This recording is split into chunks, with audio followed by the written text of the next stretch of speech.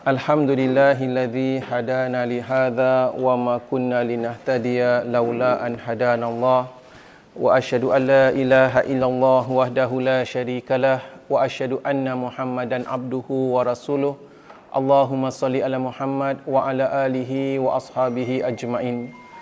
Huwallazi arsala rasulahu bil huda wa dinil haqq liyudhhirahu 'alad dini kullihi walau karihal musyrikun. Allahumma arinal haqqa haqqan warzuqna ittiba'ah wa arinal batila batilan warzuqna ijtinabah. Allahumma inna nas'alukal huda wat tuqa wal afafa wal ghina. La ilaha illa ant subhanaka inna kunna minadh zalimin. Rabbana zidna ilman nafi'a mubaraka wa la hawla wa la quwwata illa billahil aliyyil azim. Alhamdulillah, hadirin dan hadirat yang dirahmati Allah. Pertama sekali marilah kita memanjatkan kesyukuran kepada Allah Subhanahu wa taala kerana dengan limpah kurnia-Nya serta taufik dan hidayah yang Allah Subhanahu wa taala kurniakan kepada kita, dapat kita bersama-sama sekali lagi pada pagi yang mulia ini untuk kita meneruskan pengajian dan perbincangan kita. Saya mohon maaf kerana pihak masjid katakan hari ini mikrofon rosak. Jadi tak adalah kita bermikrofon hari ini. Namun mereka yang kat belakang boleh dengar tak agak-agak? Ya, yang kat ujung tu terselit kena panas tu, apa kata pindah ke depan ada space. Jadi kat depan ada space lagi. Baik. Silakan kita boleh ke depan ya. Kerusi kita tak ikut nombor kan? Jadi alhamdulillah. Baik, para jemaah yang dirahmati Allah, hari ini kita masih lagi meneruskan pengajian dalam bab puasa dan kita meneruskan daripada kitab Fiqh Sunnah di muka surat 429. Dan selepas kita bincangkan tentang fadilat dan ganjaran bulan Ramadan pada minggu-minggu yang lalu, hari ini insya-Allah kita masuk bab seterusnya, yakni amaran bagi mereka-mereka yang berbuka di bulan Ramadan.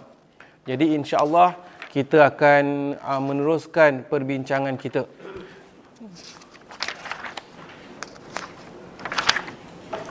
Dan kemudian selepas itu hari ini juga kita akan dapat masuk dalam membincangkan mengenai tata cara menetapkan awal bulan Ramadan.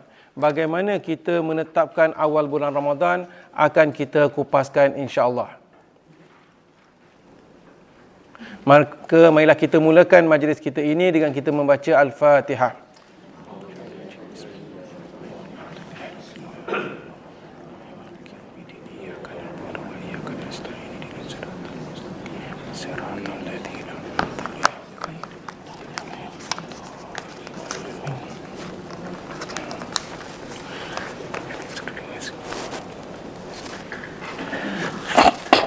Alhamdulillah, para jemaah yang dirahmati Allah, kita mengetahui sebagai seorang yang beriman, di sana ada beberapa kewajipan dan antara kewajipan kita apabila datangnya bulan Ramadan, kita wajib berpuasa pada bulan Ramadan.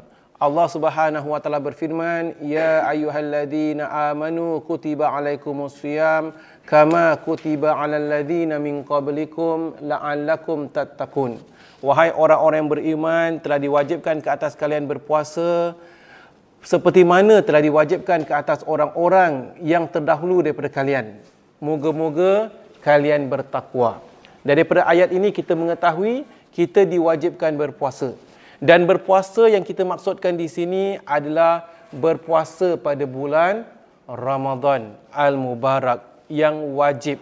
Selain daripada puasa bulan Ramadan, kita mengetahui tiada puasa yang lain yang dikatakan puasa wajib kecuali kalau di sana ada kafarah.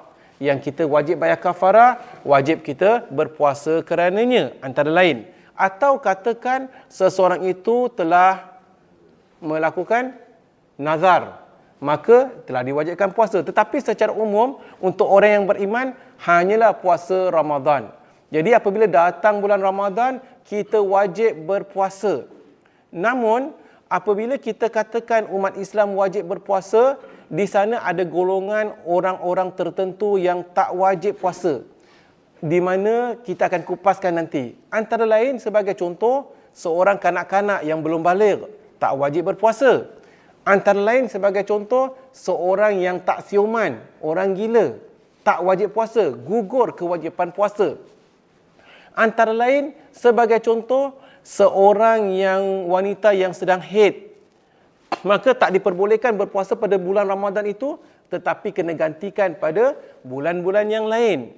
Antara lain sebagai contoh, kalau seorang itu katakan pada bulan Ramadan dia sakit, maka orang yang sakit dimaafkan, maka dia tak wajib puasa pada hari tersebut, tetapi dia boleh gantikan pada masa-masa yang lain, hari-hari yang lain.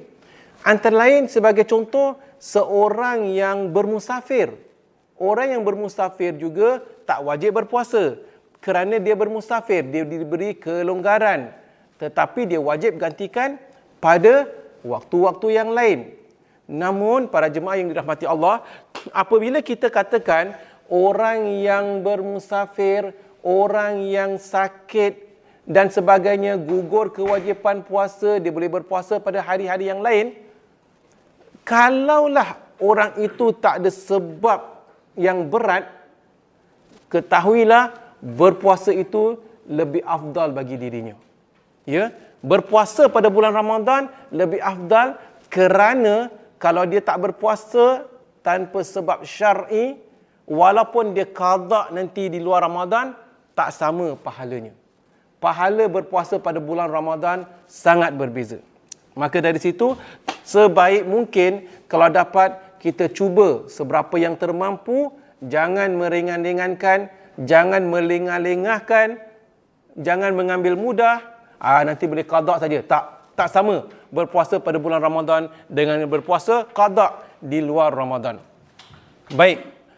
Dari Ibnu Abbas radhiyallahu anhu bahwasanya Rasulullah sallallahu alaihi wasallam pernah bersabda, "Ural Islam, yakni ikatan Islam dan sendi agama, wa qawaiduddin thalathatun."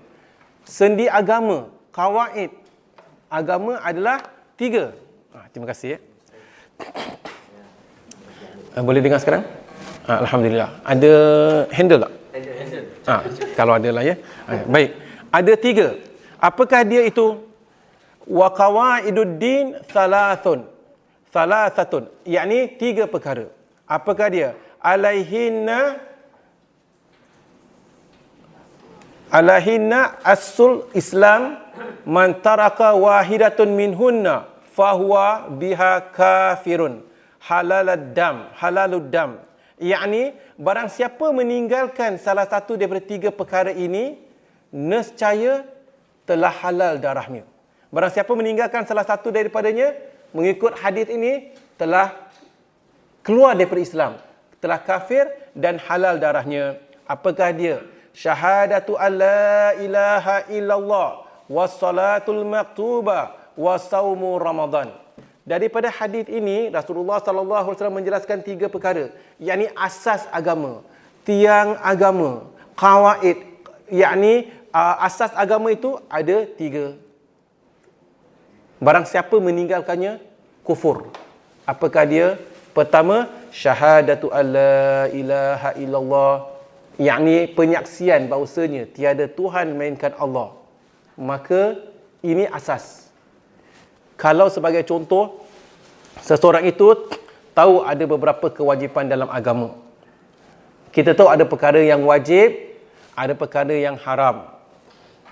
Kalau kita katakan seseorang itu dia tak nak bersedekah, ataupun seseorang itu mungkin lokek, bakhil, atau seseorang itu katakan suka menghabiskan waktu dengan bermain game, ataupun buat perkara-perkara maksiat, ataupun meninggalkan sebahagian tanggungjawab, dia malas pergi kerja, ataupun sebagai contohlah, dosa tak?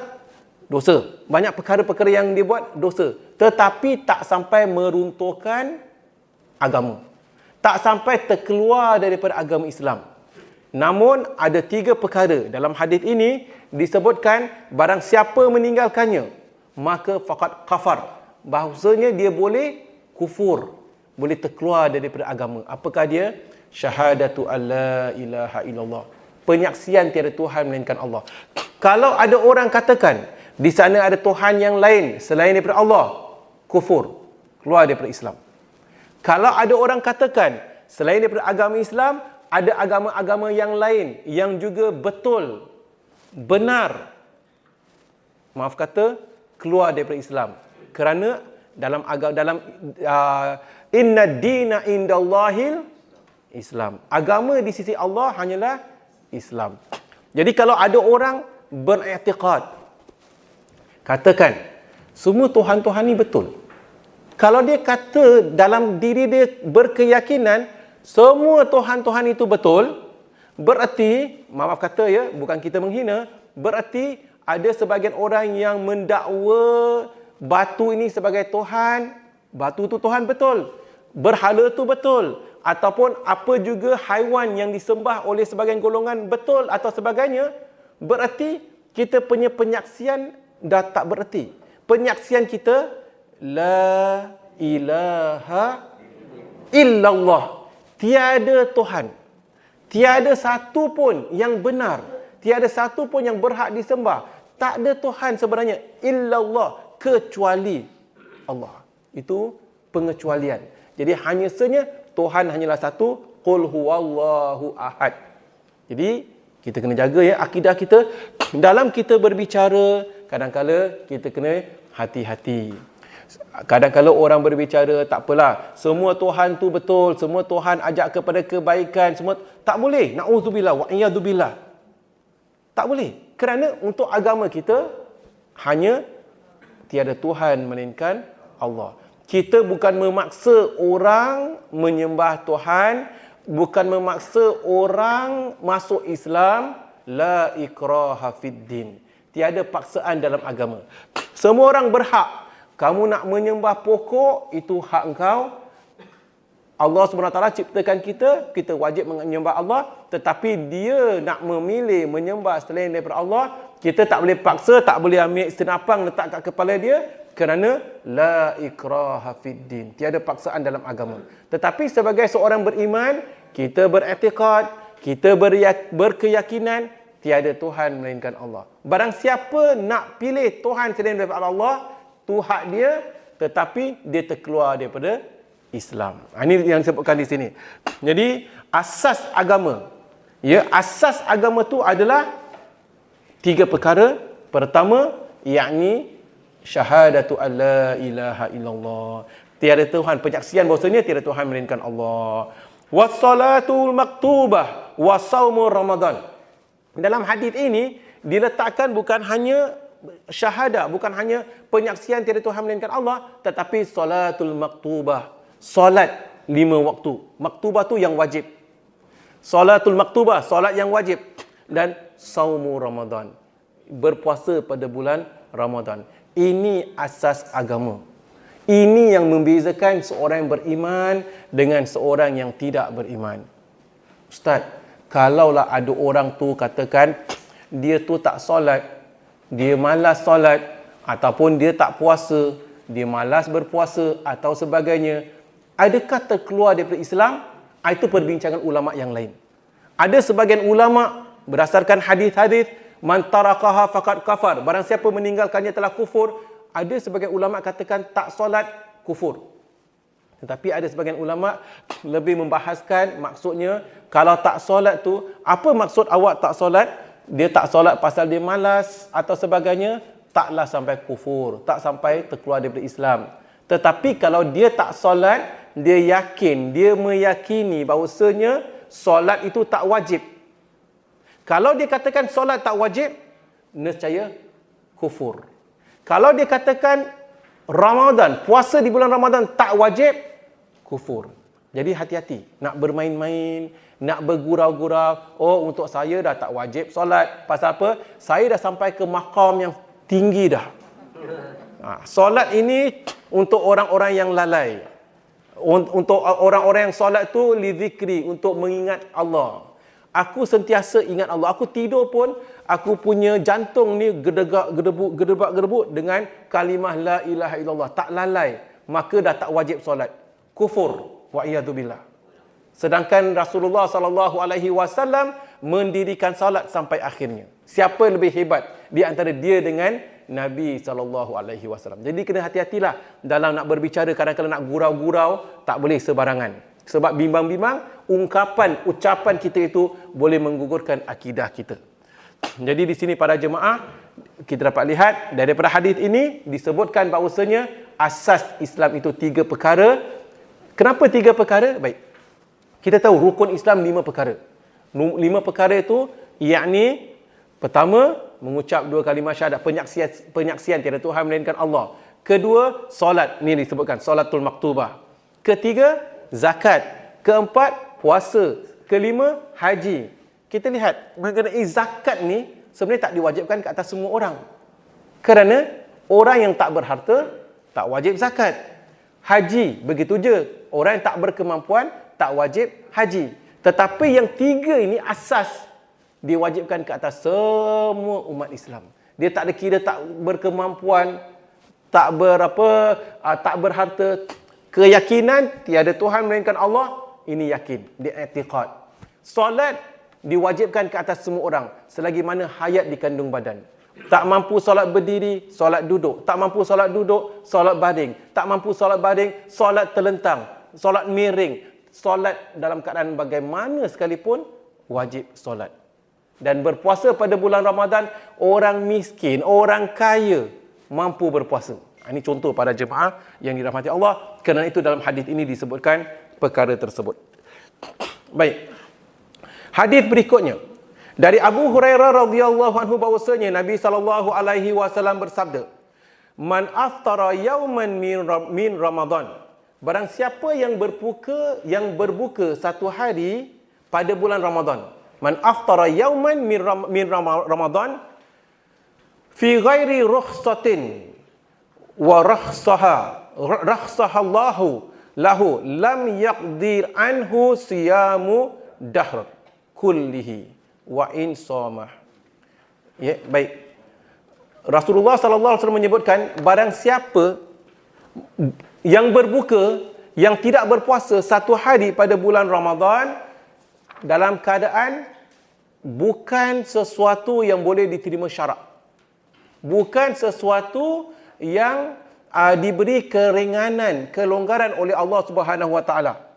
Barang siapa berbuka satu hari di bulan Ramadan bukan kerana diberi keringanan, yakni diberikan rukhsah, keringanan daripada Allah Subhanahu Wa Taala, maka puasanya tidak dapat digantikan. Meskipun dia berpuasa selama-lamanya. Walaupun dia berpuasa selama-lamanya, satu hari yang ditinggalkan pada bulan Ramadan tak dapat digantikan. Kecuali orang itu tak puasa pada bulan Ramadan kerana apa? Kerana saya uzur, Ustaz. Kebetulan ma'zurah, datang haid, tak dibolehkan berpuasa. Itu memang tak dapat dielakkan lah. Atau seseorang tu memang sakit, berada di hospital, dah ke ICU, nak puasa macam mana? Contoh. Atau sebagainya. Selagi mana ianya sesuatu yang diberi keringanan oleh Allah Subhanahu Wa Taala, maka dia boleh mengambil keringanan tersebut. Tetapi katakan, hari ni tak nak puasa lah. Pasal apa tak nak puasa? Kebetulan kat office nanti ada meeting. Meeting bos daripada Jepun datang. Habis bos daripada Jepun datang, dia order pizza, dia order sate. Alamak, nak puasa wasted lah. Pizza, sate. Ketahuilah dia berbuka per hari tersebut, walau dia gantikan dengan puasa sepanjang tahun, tak dapat gantikan nilai puasa pada hari itu. Ramadan bakal menjelang. Ramadan bulan yang kita nak specialkan, abdikan diri kepada Allah Subhanahu Wa Taala. Jadi alhamdulillah, sekarang masih bulan Rajab, tetapi kita dah bincang-bincang pasal bulan Ramadan. Tujuannya supaya adjust, buat kita mentally prepared, letakkan azam. Orang letakkan azam pada 1 hari bulan Januari. Kita letakkan azam sempena Ramadan. Tahun ini Ramadan, insya-Allah aku nak buat lebih special. Aku nak bezakan puasa di siang hari bulan Ramadan, alhamdulillah puasa. Kemudian malam hari nak solat malam, nak baca Quran, letakkan azam, plan, mentally prepared. Kalau benda-benda apa yang aku nak buat sekarang, tak sempat itu, tak sempat ni, buat sekarang lebih-lebih awal lagi, alhamdulillah. Dan kebetulan ada berita baik lagi. Tahun ini Ramadan, bazar Geylang Serai pun tak ada, alhamdulillah. Tak ada masalah bila nak pergi bazarnya dan tak ada fokus pengajian, alhamdulillah. Contoh. Jadi maksudnya Allah SWT bantu kita. Selalunya dulu komplain. Ini setiap tahun Ramadan sibuk dengan bazar, komplain, pergi pun pergi. Komplain, shopping pun shopping. Komplain, buka Ramadan. Contohlah. Jadi Allah Ta'ala takdirkan berlaku sesuatu perkara, kita somehow tak dapat elakkan, terpaksa ikut peraturan, ketentuan, bantuan Allah Subhanahu Wa Ta'ala untuk mengabdikan diri kepada Allah Subhanahu Wa Ta'ala sempena Ramadan. Jadi kita cuba puasa lebih baik daripada puasa-puasa kita sebelum ini. Amalan kita lebih baik daripada amalan-amalan sebelum ini. Kita nak sibuk-sibuk, kita boleh plan awal-awal. Sekarang Rejab, datang Rejab, lepas Rejab Sya'ban, lepas Sya'ban Ramadan. Kita ada masa lebih kurang lagi 40 lebih hari aja, insya-Allah, untuk kita menyediakan sempena bulan Ramadan, 50 hari insya-Allah. Alhamdulillah.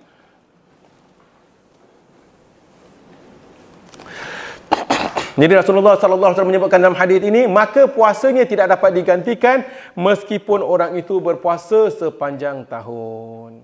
Maka kalau sekiranya ada orang offer, yuk ni hari saya nak belanja awak makan, awak tak perlu puasa, atau tempat company ada makan-makan tak perlu puasa, tak apalah.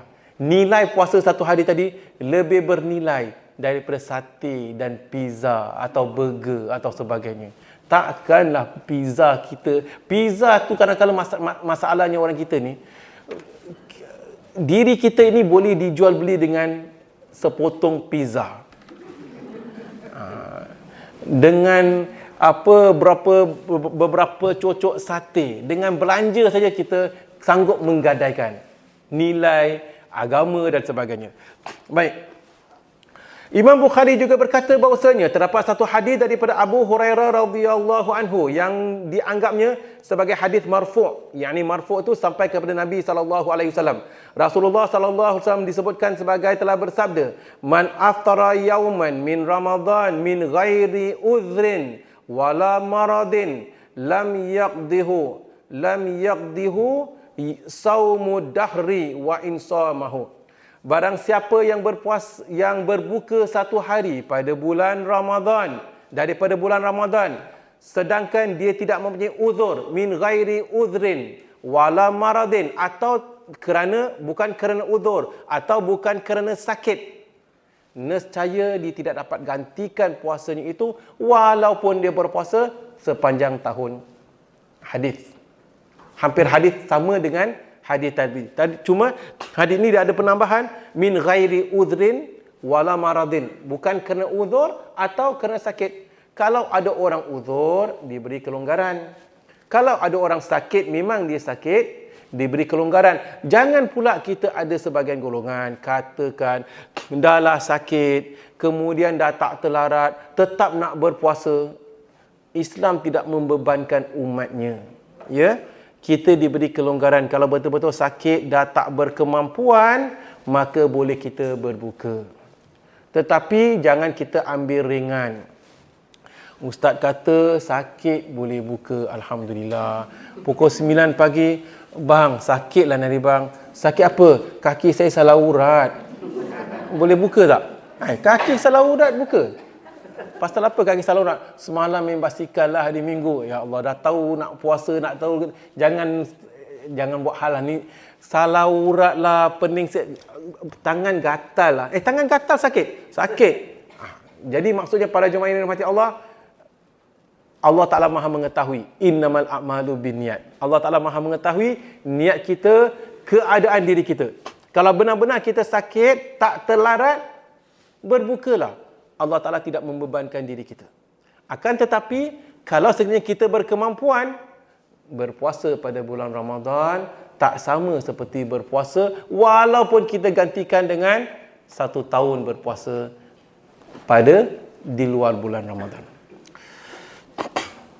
Imam Zahabi berkata, adalah suatu ketetapan di sisi kaum mukminin bahawasanya seseorang yang meninggalkan puasa Ramadan bukan kerana sakit adalah lebih jahat daripada pelacur dan pemabuk. Bahkan mereka meragukan keislamannya dan boleh didakwa sebagai zindiq dan sama sekali tidak bermoral. Ini mengikut sebagian orang itu, maksudnya puasa Ramadan ini terlalu besar nilainya. Kerana apa?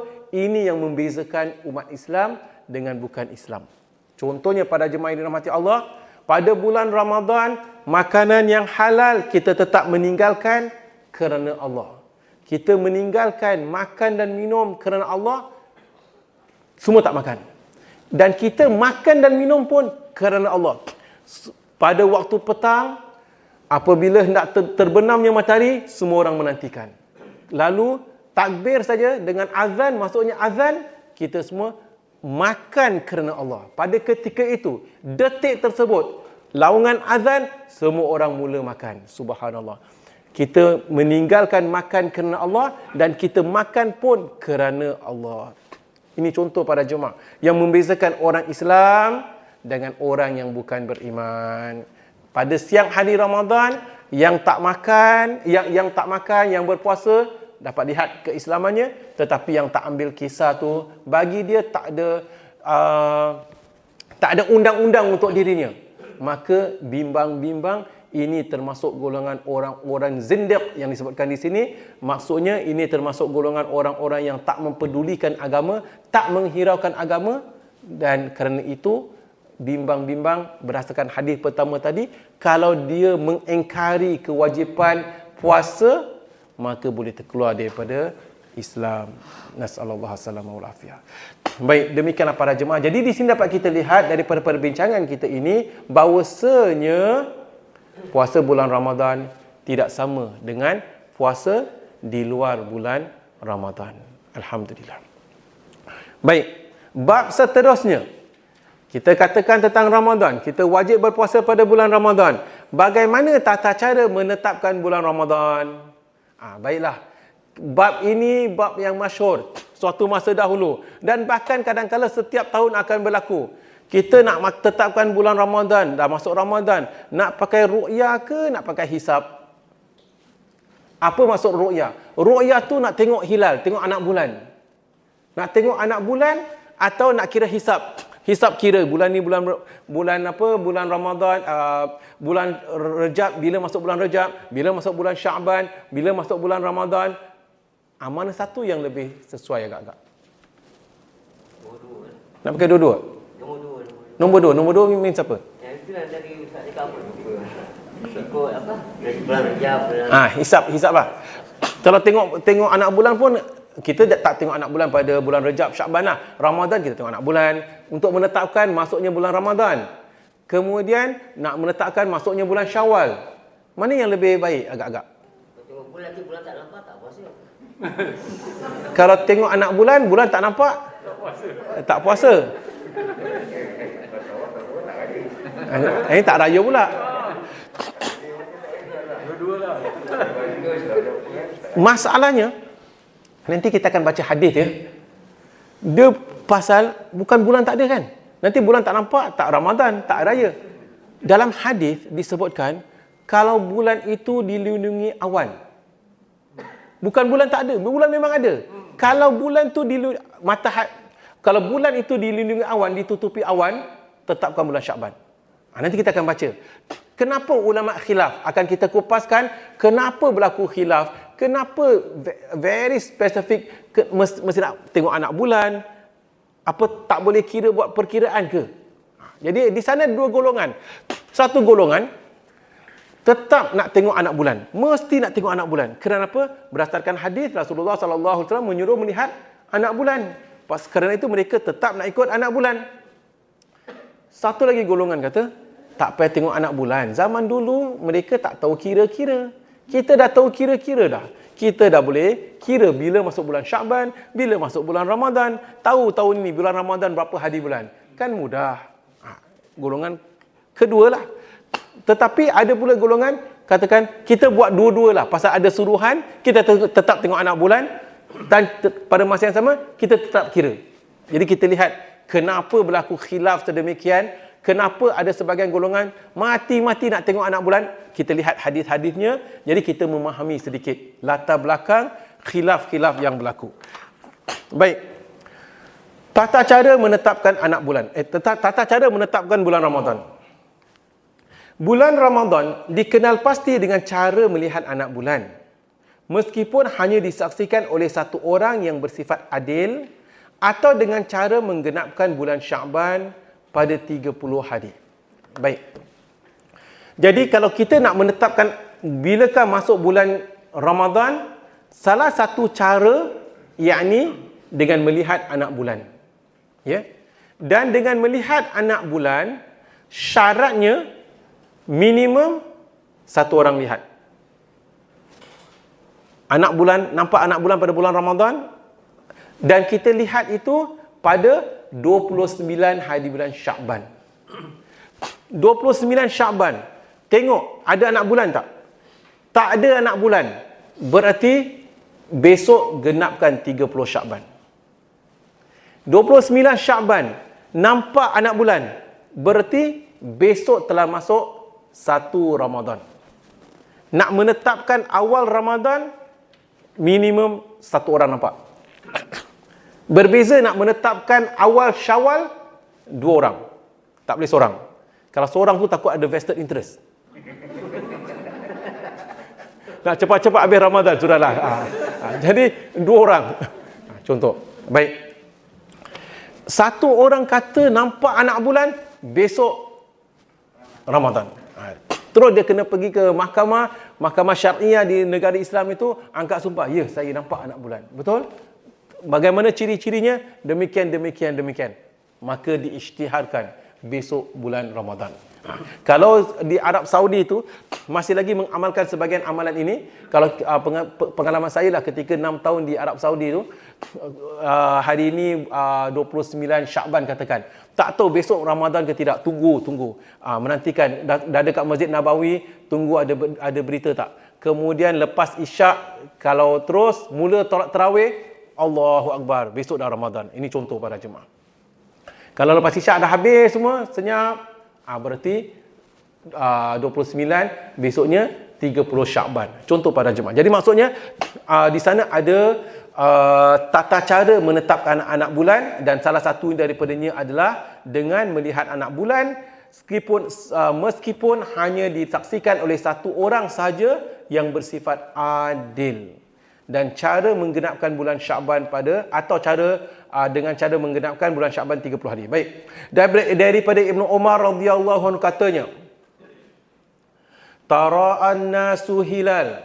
Ramai orang menunggu-nunggu kemunculan anak bulan hilal. Yakni menunggu hilal. Jadi manusia semua terjenguk-jenguk hilal. Ada tak? Fa akhbartu Rasulullah sallallahu alaihi wasallam anni ra'aituhu fasamahu wa amara an-nasa bisiyamih. Baik. Manusia itu pada ketika itu Ibnu Umar menjelaskan ramai para sahabat tertengok-tengok nak cari anak bulan. Maka saya beritahukan, khabarkan kepada Nabi sallallahu alaihi wasallam bahawa saya telah pun melihatnya. Saya telah melihatnya ya Rasulullah. Oleh itu Nabi sallallahu alaihi wasallam pun berpuasa dan menyuruh semua kaum muslimin supaya mulakan puasa. Esoknya mula bulan Ramadan. Pengajaran daripada hadis ini adalah yang lihat anak bulan tu berapa ramai? Seorang. Ibnu Umar menjelaskan, dia mengkhabarkan kepada Nabi SAW, dia telah melihat anak bulan, maka Nabi terima penyaksian tadi. Berbeza dengan penyaksian-penyaksian yang lain. Sebagai contoh, untuk saksi katakan jenayah-jenayah tertentu atau saksi hutang perlu bawa 2 orang saksi. Kalau saksi perzinahan perlu bawa 4 orang saksi. Tetapi saksi anak bulan Ramadan 1 orang. Ibnu Umar menjelaskan Rasulullah terima, Rasulullah tak tanya mana ada saksi yang lain. Ada orang, ada witness ke tidak? Tak ada. Satu orang penyaksian telah pun diterima.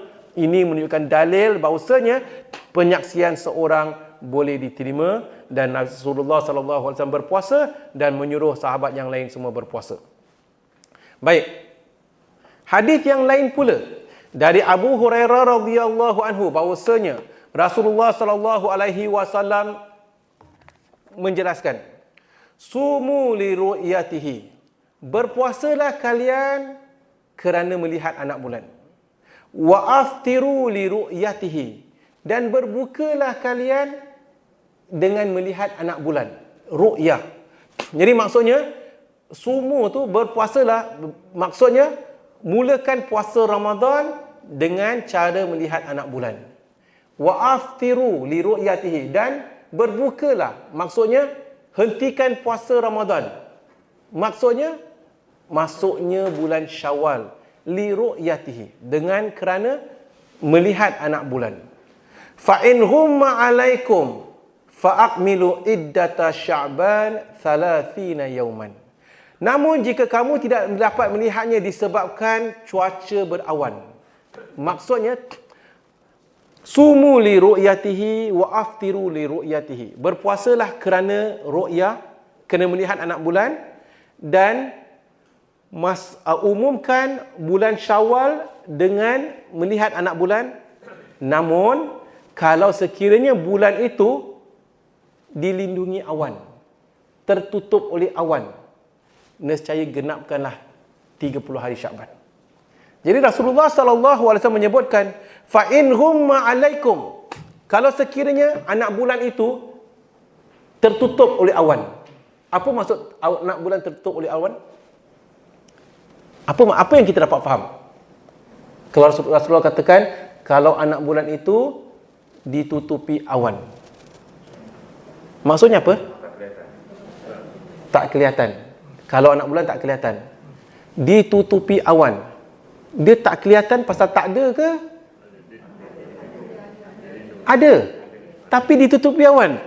Berarti masalahnya bukan pasal anak bulan tak ada, tetapi anak bulan ada. Walaupun anak bulan ada, ditutupi awan, tak nampak, tak kelihatan.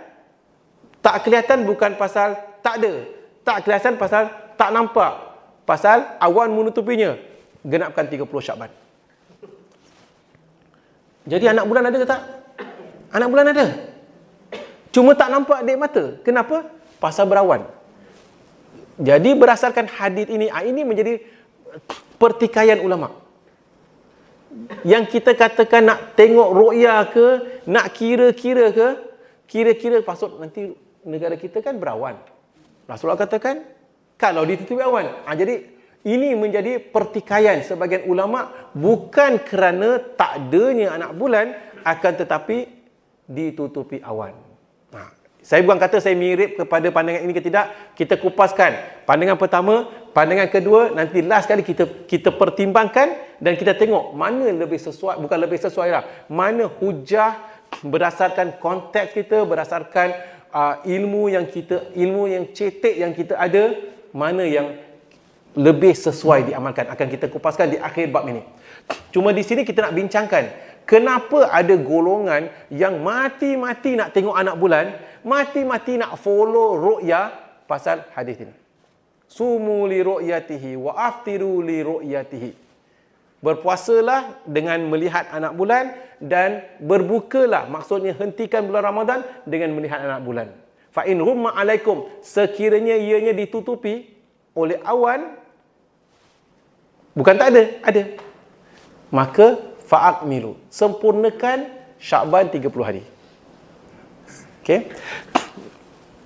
Imam Tirmizi berkata, inilah yang menjadi amalan sebilangan besar ulama.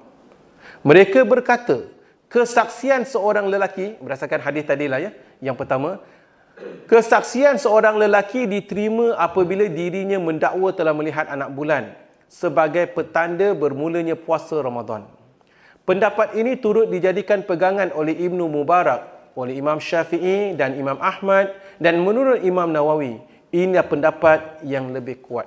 Mengikut pendapat Imam Nawawi, mengikut pendapat Imam Syafi'i dan sebagainya, pendapat tuntutan untuk melihat anak bulan adalah pendapat yang lebih kuat. Dan penyaksian hanya dengan penyaksian seorang saja telah pun memadai.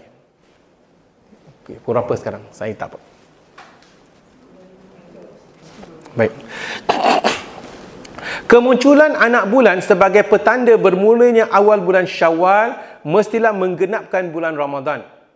Kemunculan anak bulan sebagai petanda bermulanya awal bulan Syawal mestilah menggenapkan bulan Ramadan sehingga 30 hari. Sebab kesaksian satu orang lelaki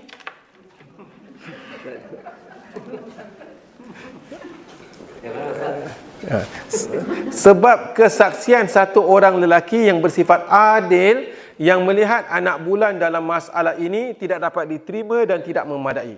Demikianlah pendapat sebilangan fuqaha.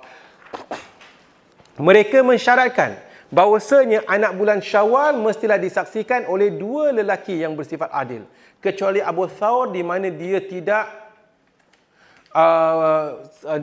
tidak membezakan antara anak bulan Syawal dengan anak bulan Ramadan dengan berkata kesaksian seorang lelaki adil yang melihat anak bulan Syawal mestilah diterima. Seperti mana saya katakan, paragraf ini menjelaskan bahawasanya mengikut jumhur, kalau sekiranya untuk menetapkan awal bulan Ramadan, penyaksian satu orang memadai. Apa dalilnya? Ibnu Umar khabarkan kepada Nabi, Nabi tak tanya lain orang. Penyaksian Ibnu Umar, Nabi terima, isytiharkan bermulanya Ramadan. Tetapi kalau untuk bermulanya Syawal, perlu dua orang saksi. Ibnu Rushdi berkata, mazhab Abu Bakar dan Al-Munzir merupakan mazhab Abu Thawr. Cuma ada perbezaan, ada yang tetap mengatakan satu pendapat satu saksi memadai, ya. Itu pendapat mereka lah, ya. Saya kira beliau mengatakan, Ibn Rushdi menjelaskan, saya kira dia juga adalah mazhab ahli zahir. Abu Bakar bin Al-Munzir mengemukakan satu alasan bahawa ulama telah pun berijma' untuk mewajibkan berbuka atau menahan diri daripada makan, yakni mula berpuasa, berdasarkan keterangan seorang saksi yang mendakwa dirinya telah pun melihat anak bulan.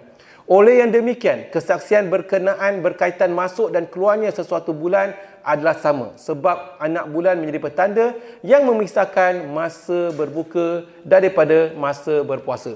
Jadi di sini, apa yang kita bincangkan di sini, ada perbezaan pendapat tentang berapa ramai orang saksi yang diperlukan untuk mengisytiharkan awal Ramadan dengan awal Syawal. Awal Ramadan, satu saksi memadai. Awal Syawal, sebagian ulama katakan dua, sebagian ulama katakan satu memadai. Ini tujuannya supaya kita tahu adanya khilaf pendapat dalam masalah ini. Imam Syaukani berkata, jika tidak ditemukan dalil sahih yang mensyaratkan dua orang saksi berkaitan kesaksian melihat anak bulan Syawal, maka menurut zahirnya kesaksian satu orang lelaki yang adil mestilah diterima dengan mengkiaskan kepada kesaksian melihat anak bulan pada awal puasa. Tambahan pula, apabila dalam masalah ibadah dibolehkan menerima berita seorang saksi, maka ini merupakan satu dalil yang membolehkan menerima kesaksian dalam setiap permasalahan ibadah yang lain, kecuali apabila ada dalil lain yang menyatakan tidak boleh diterima berita dari seorang saksi, seperti kesaksian yang berkaitan harta dan lain-lain. Oleh yang demikian, pendapat yang lebih kuat adalah pendapat Abu Thawr mengikut beliau ini, mengikut Imam Syaukani. Jadi maksudnya, ringkasan, seperti yang saya katakan, ulama berbeza pendapat. Bezanya pendapat itu hanyalah nak satu orang ke nak dua orang untuk bulan Syawal. Tetapi untuk bulan Ramadan, memadai satu orang. Ya. Kenapa satu orang saksi memadai? Kerana Ibnu Umar menemui Rasulullah, saya telah nampak, Rasulullah terima. Apa kata? Pada tahun ini Syakban 30 hari ke 29 hari? Nanti kita tengoklah, ya. Syakban belum habis pun. Tapi tengok kalender MUIS berapa hari. Apa kata?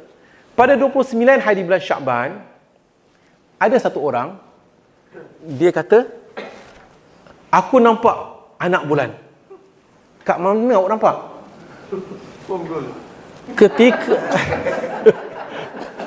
Satu orang kata dia nampak kat Punggol. Satu orang pula 29 Syakban hari ni.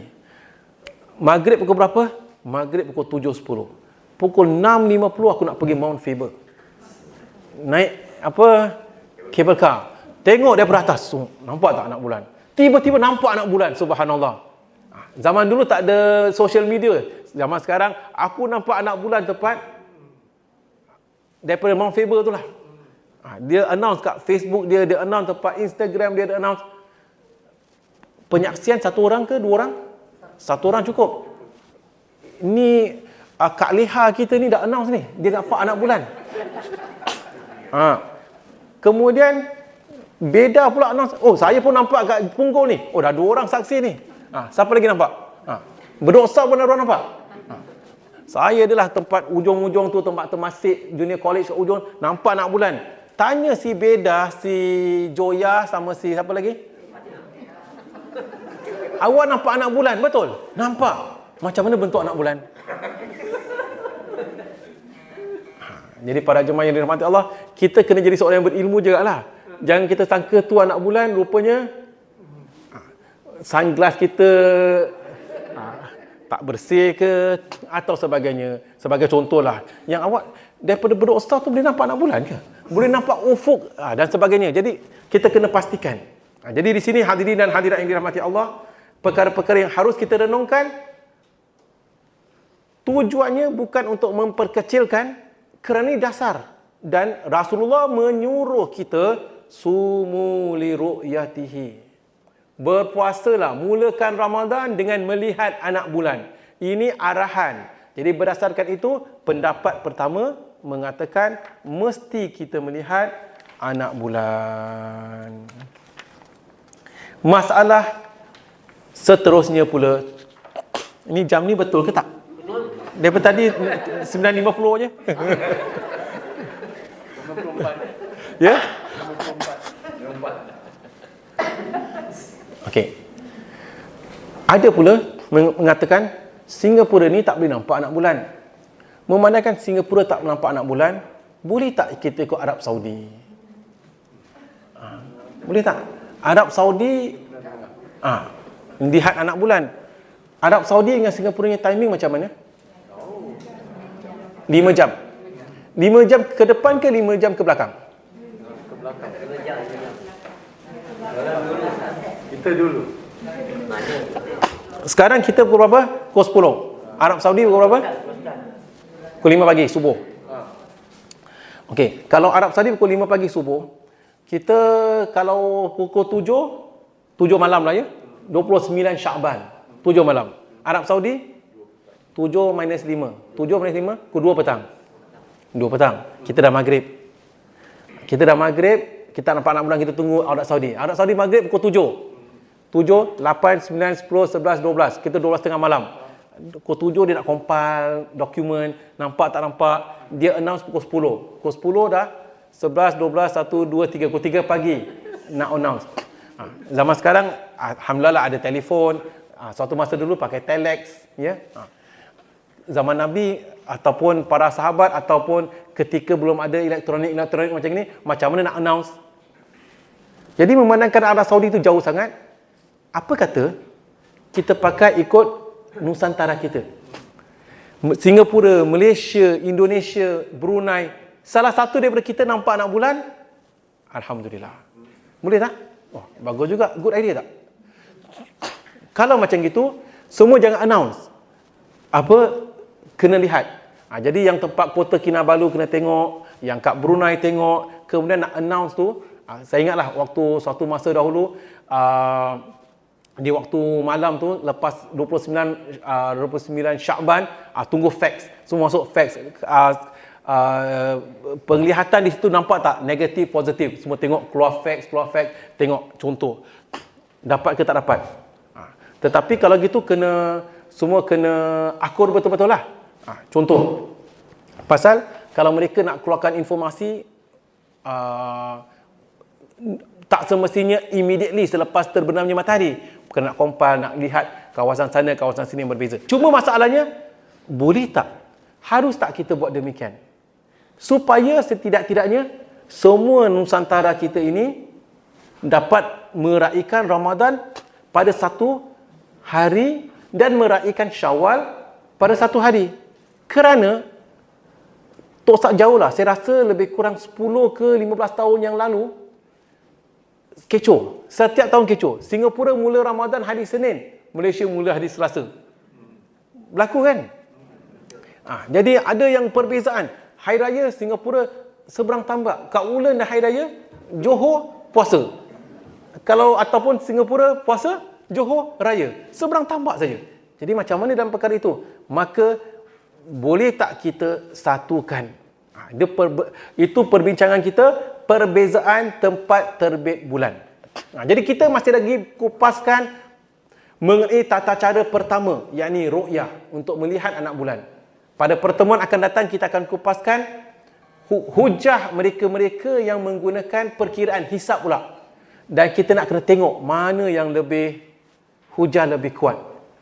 Alhamdulillah, minggu depan belum Ramadan lagi. Jadi kita masih ada peluang untuk kita kupaskan bab ini. Dan perbincangan seterusnya, perbezaan tempat terbit bulan. Jadi tempat terbit bulan dan terbenamnya matahari semua memainkan peranan kerana dia itu adalah boleh menjejas hukum. Matlak, masalah matlak tu tempat terbit bulan. Kerana kita katakan, awak nampak anak bulan kat mana? Saya nampak kat sana. Tapi berdasarkan itu sepatutnya anak bulan kalau lihat kat sini. Jadi ini menunjukkan perkara-perkara yang boleh mempertikaikan. Jadi kalau setiap tahun any one person ke depan saja kita dah terima dia punya hujah penyaksian, macam mana tak? Huru hara ke tidak? Ini contohlah para jemaah yang dirahmati Allah. Pukul 10 ya? InsyaAllah. Saya ingat tak mungkin mereka-mereka yang pernah berpengalaman mengenai hari raya pada tahun-tahun 60-an ya? Mungkin 70-an, 60-an saya belum, mungkin masih kecil lah ya. Jadi tiba-tiba orang dah mula masak. Tiba-tiba besok kena puasa lagi sekali. Tak marah. Dah banjir lagi. Lontong dah mula rebus semua lagi. Tiba-tiba mufti announcekan besok sempurnakan bulan Ramadan. Aduh. Dan pasal ru'yah ni saya dengar, saya tak tahu lah waktu tu mungkin belum dilahirkan ke. Ada sampai kena campak taik ke? Allah, betul ke? Allah musta'an. Pasal nak tetapkan bulan Ramadan ataupun nak buat kira-kira ke nak tengok anak bulan. Hari raya lah Ustaz. Ya? Hari raya tu jadi masalah. Pasal raya lah. Kalau zaman sekarang lagi bazar, ingat besok ada satu hari Ramadan lah. Ini barang-barang semua simpan besoknya satu last day. Hari Minggu pula last day besok. Oh, ini hebat. Sekali hari raya pula. Ini stok macam mana ni sekarang? Kecoh. Allahu Akbar ya. Jual bunga Allah ya. Baik, alhamdulillah. Jadi kita sedang kupaskan bagaimana tata cara penetapan anak bulan supaya kita faham. Tujuannya bukan kita nak kritik atau supaya kita appreciate. Maksudnya, kenapa ada orang fanatik sangat pendapat pertama? Kenapa ada orang fanatik sangat pendapat kedua? Atau lebih bukan fanatik lah, lebih mirip untuk pendapat pertama atau kedua? Sekarang ini kita baru belajar, baru baca tentang pendapat untuk menjelaskan mengenai ru'yah.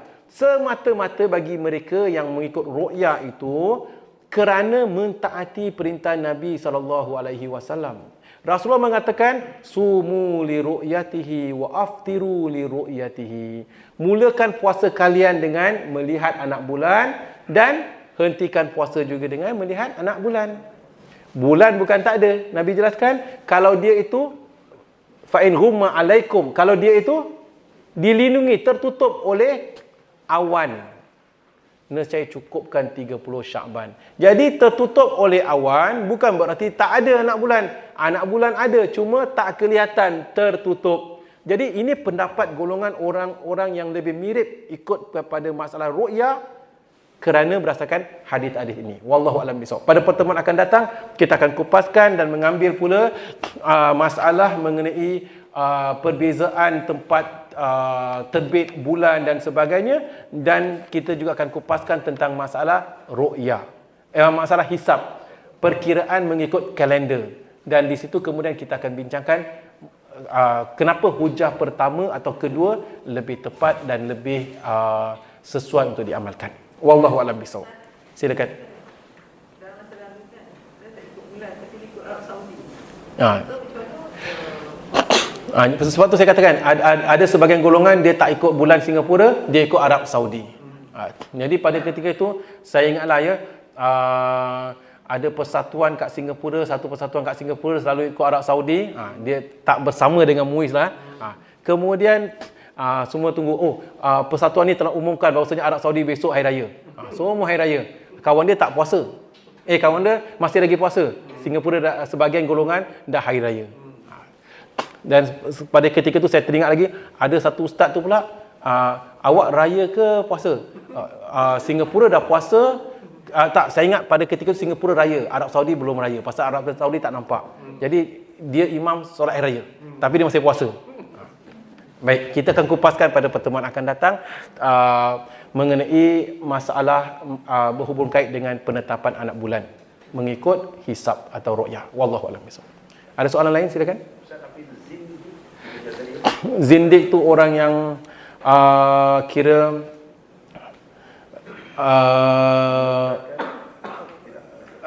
mempermainkan agama atau sebagainya lah, ya. Tak betul, tak siuman. Ada soalan lain? Baiklah, kalau tak ada apa-apa, sampai di sini saja pertemuan kita. Hari ini berapa hari bulan Rejab? 11 Rejab. Terima kasih kerana mengingatkan. Berarti kita nak masuk pertengahan bulan Rejab. Apabila nak masuk pertengahan bulan Rejab, berarti tinggal lagi 15 hari lebih kurang bulan Rejab. Kemudian Syakban. Syakban 29 atau 30 hari, bergantung kepada perbincangan kita minggu depan lah ya. 30 hari plus 15 berarti 30, 40, 45, 44 hari sebelum datangnya bulan Ramadan. Semoga Allah SWT memberi kita peluang untuk bersama memanfaatkan bulan Ramadan dengan sebaik-baiknya. Saya dah buat kami untuk dia orang. Oh, Masya Allah. Baby boy pula. Birthday boy. Alhamdulillah. Birthday boy ada buatkan makanan untuk kita. Alhamdulillah. Masya Allah. Terima kasih. Semoga Allah Ta'ala memberkahi usianya, memberkahi rezeki yang dikurniakan. Alhamdulillah. Baiklah, sampai di sini saja pertemuan kita. Segala yang benar itu daripada Allah Subhanahu wa taala, segala silap dan salah atas kelemahan saya sendiri. Wallahu a'lam bisawab. Aqulu qauli hadza wa astaghfirullahal azim li wa lakum wa lisairil muslimin wal muslimat wal mu'minin wal mu'minat. Subhanakallahumma wa bihamdika asyhadu an la ilaha illa anta nastaghfiruka wa natubu ilaik. Wassalamu alaikum warahmatullahi wabarakatuh. Jadi silakan ya ambil juada yang diberikan oleh teman kita.